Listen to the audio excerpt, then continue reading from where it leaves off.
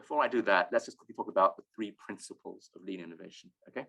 So principle number 1, start with the problem, not the product, okay? So in other words, this is market study point to the question that, that was just asked, right? How do you lean into this whole problem, right? Don't start going, oh, I've got a solar panel. How am I going to sell my solar panel, right? Or how do I sell these syringes that, are much more cost effective than other syringes, or whatever it might be, right?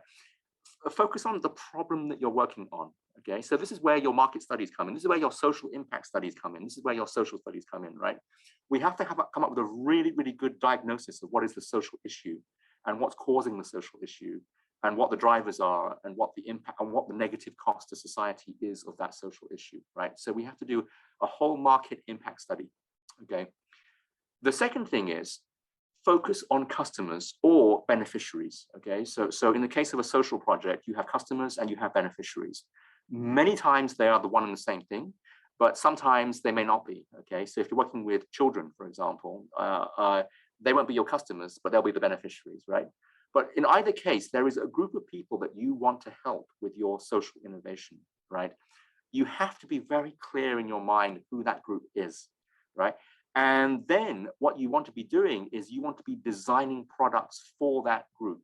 So, I want to say, I want to support refugees in Hong Kong who have recently arrived and don't speak the language, okay?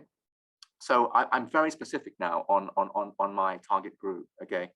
And then you say, and I think what I'm going to do is I'm going to run an online training program so they can learn English and Cantonese, right? Or to do that. And you might try that in different ways. Do people want to have a tutor, or do they people want to do it online, and so on, right? What you do is you identify a small group of customers and you use them as your test cases, or, so do you like this? Do you want this? Do you prefer it online? Do you rather have a face-to-face, and so on, right? So we want a very customer-centric focused approach to doing this.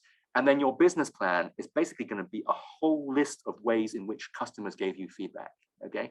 I'm jumping ahead here, but essentially the secret to a great business plan is how much validation did you get from customers for the elements of your business model, okay? So we'll come back to that. But customer focus is the second pillar of lean impact, okay? Lean innovation. Thank you for watching, and stay tuned for more on Social Innovation Circle.